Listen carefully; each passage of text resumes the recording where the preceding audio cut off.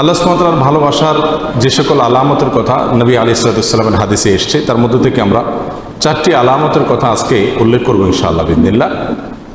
তার প্রথম আলামতটি প্রায় বেশিরভাগ হাদিসের কিতাবে বর্ণিত হয়েছে, যে রাসূল করিম সাল্লাল্লাহু আলাইহি ওয়াসাল্লাম ইরশাদ করেছেন, আল্লাহ সুবহানাহু ওয়া তাআলা যখন কোনো বান্দাকে ভালোবাসেন তখন তিনি জিবরিলকে নির্দেশ করে বলেন যে অমুকের তার আমলের কারণে, তার চিন্তাধারার কারণে, তার চলাফেরার বিশুদ্ধ উপায় এবং পদ্ধতির কারণে আমি তাকে ভালোবাসি।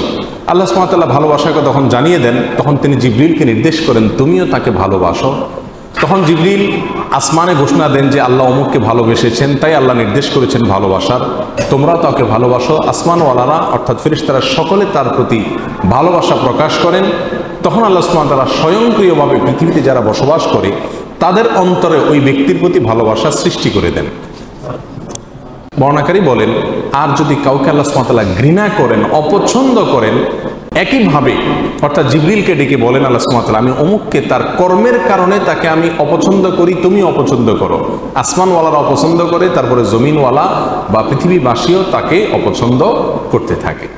এই হাদিস থেকে বোঝা গেল আল্লাহ সুবহানাহু ওয়া তাআলা যখন কাউকে ভালোবাসেন তার একটা আলামত হলো যে পৃথিবীতে বেশিরভাগ মানুষ বা সচরাচর তাকে যারা চিনে জানে তাদের সকলের ভালোবাসা তার প্রতি আল্লাহ সুবহানাহু ওয়া তাআলা সৃষ্টি করে দেন। নাম্বার 2, আল্লাহ সুবহানাহু ওয়া তাআলা যখন কোনো মানুষকে ভালোবাসেন, কাউকে পছন্দ করেন, সেটা আমরা কিভাবে বুঝবো? তার দ্বিতীয় আলামত হলো আল্লাহ যাকে ভালোবাসেন তাকে বিপদ আপদ দেন, তাকে মুসিবত দেন, তাকে কষ্ট দেন। এটা হলো একটা আলামত যে আল্লাহ সুবহানাহু ওয়া তাআলা ওই লোকটাকে ভালোবাসেন। এ বিষয়ে সুনানে তিরমিজির এক হাদিসে আসছে, রাসূল আকরাম সাল্লাল্লাহু আলাইহি ওয়াসাল্লাম ইরশাদ করেছেন, ওয়া ইন্নাল্লাহা ইযা আহাব্বা কওমান ইবতালাহুম, আর যখন আল্লাহ সুবহানাহু ওয়া তাআলা কোনো মানুষকে, কোনো জাতিকে ভালোবাসেন তখন তাদের পরীক্ষা নেন, তাদেরকে মুসিবত দেন, কষ্ট দেন, রোগে শোকে অসুবিধায় ফেলে নানাভাবে আল্লাহ সুবহানাহু ওয়া তাআলা তাদেরকে পরীক্ষা করেন। এই যে বিপদ আপদে ফেলে দেওয়া, এটা কিন্তু আল্লাহ সুবহানাহু ওয়া তাআলার ভালোবাসার একটি আলামত। ফামান রাদিয়া ফালাহুর রিদা ওয়া মান সাখাতা ফালাহুস সাখত, আল্লাহর এই দেওয়া পরীক্ষায়, কষ্টে যে ব্যক্তি সন্তুষ্ট হয়ে যায়, আল্লাহর ফয়সালাকে মেনে নেয়, ফালাহুর রিদা, তার জন্য আল্লাহর সন্তুষ্টি অবধারিত হয়ে যায়।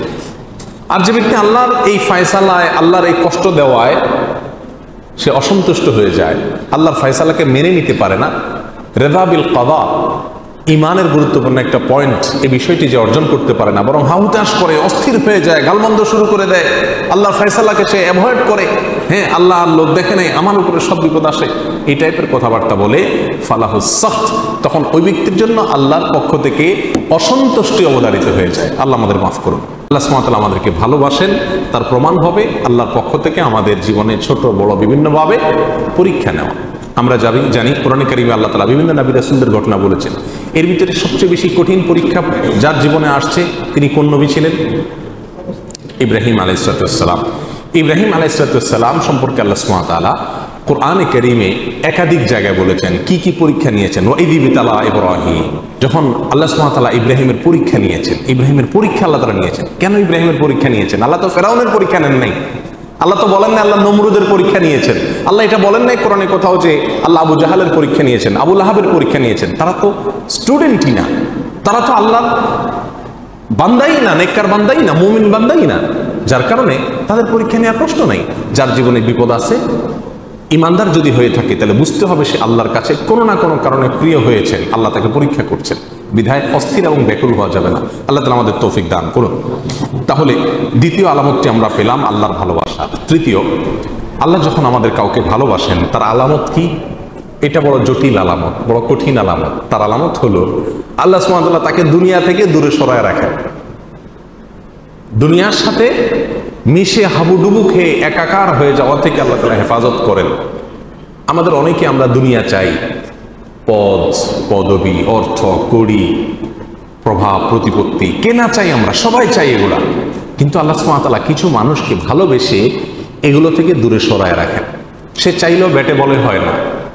আল্লাহ সুবহানাহু ওয়া তাআলা তাকে দুনিয়া থেকে পরিকল্পিতভাবে, বাই প্ল্যান, ইচ্ছাপূর্বক আল্লাহ সুবহানাহু ওয়া তাআলা সরায় রাখেন। কেন? তার জন্য ওই জায়গায় গেলে ক্ষতি হবে। সে দুনিয়ার সাথে যদি মিশে যায় তাহলে সে ধ্বংস হয়ে যাবে। আল্লাহ সুবহানাহু ওয়া তাআলা তাকে বাঁচিয়ে রাখেন। এই প্রসঙ্গে সহিহ ইবনে হিব্বান, মুস্তাদরাক হাকিম, সুনানে তিরমিজি অনেকগুলো হাদিসের কিতাবে হাদিসটি বর্ণিত হয়েছে। রাসূল আকরাম সাল্লাল্লাহু আলাইহি ওয়াসাল্লাম বলেছেন, ইন্নাল্লাহা ইযা আহাব্বা আবদান হামাহুদ দুনিয়া কামা ইয়াহমি আহাদুকুম মারিদাহু আল মা লিয়াশফিয়া।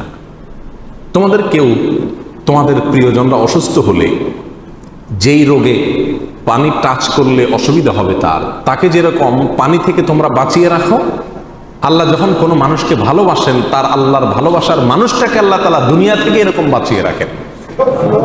আল্লাহর ভালোবাসার আরেকটি আলামত হলো নেক কাজ করার সুযোগ পাওয়া। আল্লাহ যদি কাউকে নেক কাজ করার সুযোগ দেন, ভালো কাজ করার সুযোগ দেন, তৌফিক হয় ভালো কাজ করা, ভালো পথে চলা, এর মানে হলো আল্লাহ সুবহানাহু ওয়া তাআলা তাকে ভালোবাসেন। সবাইকে তার প্রিয় পাত্র হওয়ার তৌফিক দান করুন।